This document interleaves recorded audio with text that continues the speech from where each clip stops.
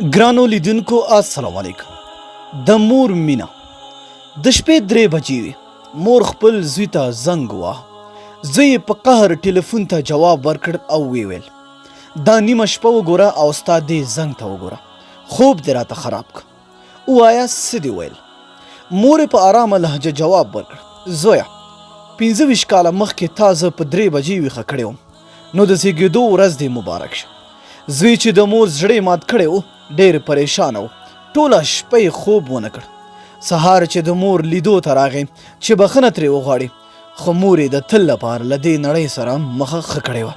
نو دوستانو کوشش وکړئ چې هیڅ وخت د مور او پلار زړه مه ازاروئ ځکه د ځورېدو وروسته چې بخښنه ترې غواړئ شاید دا چانس درته پیدا نشي.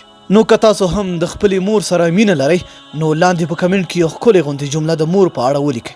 تر بیا بلې ویډیو د الله په امان.